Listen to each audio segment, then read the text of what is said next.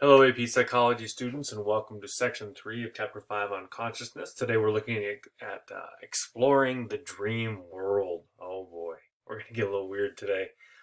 Not a lot of this is based on science, but it's fun. Dream analysis goes all the way back to ancient Egypt. It's in the Bible. People have often wondered what is going on when I'm sleeping. These images, these things that pop in your head, do they mean something? Most dreams are visual, and if you really start thinking about your dreams, and if you kept a dream diary or a dream log, you would find that most of your dreams are just images. 25% of your dreams have sound, and about 20% include other senses. Now, how they know this is people volunteer to go to sleep studies, and then they wake them up and then ask them, "What were you dreaming? Was it, was it visual? Was there sound? Was there touch? Was there taste? Was there smell? Was it black and white? What was it distorted?" And they ask them all these questions right when they wake up, because most of us, we wake up and we're like, "It's a good dream." Then we get up and go to, make the bed, and then boom, it's gone. About 50% of the dreams that involve the sense of touch are sexual dreams. Less than 1% of dreams have the sense of taste and smell.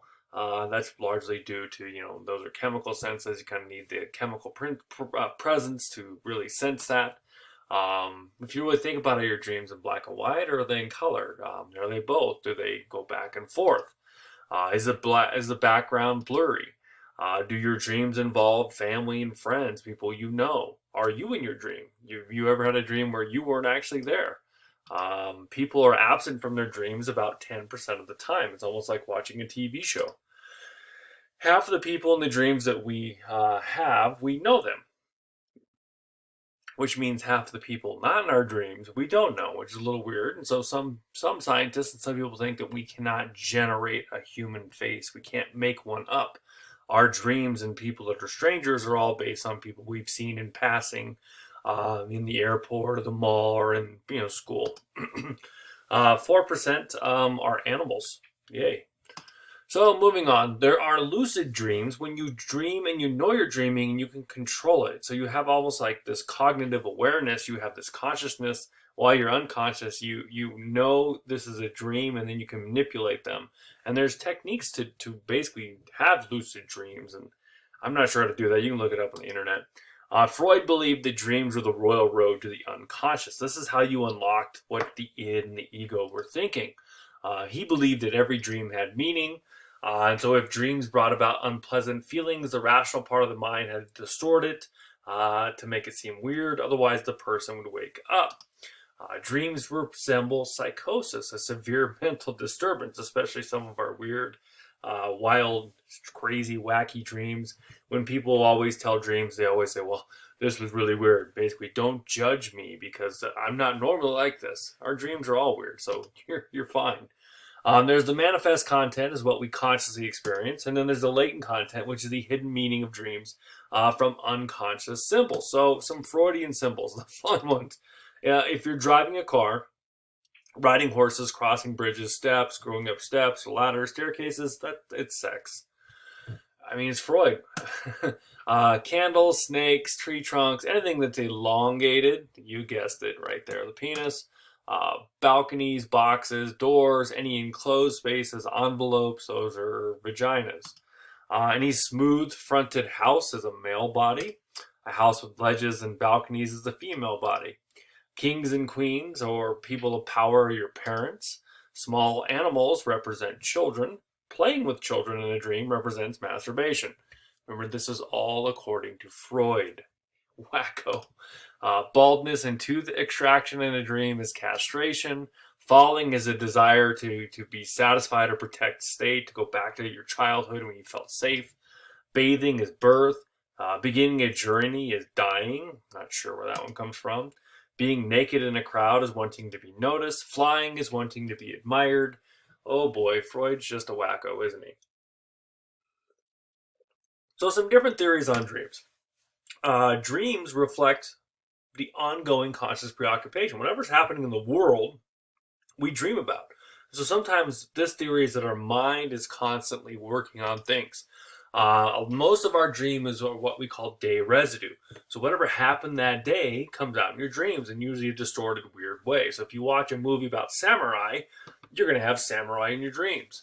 And also stimulus incorporation. If it's cold in your room, then maybe you have a dream about being in the Arctic. If it's humid in your room, maybe you're in the rainforest. Maybe the dog's licking your feet and you feel like you're, walking on jelly or jello. I don't know. Over half of lab sleepers report dreaming about lab workers. So they go to the lab, they have a dream, and they're like, hey, what was going on in your dream? Like, hey, you were in there actually. So that's called day residue or stimulus incorporation.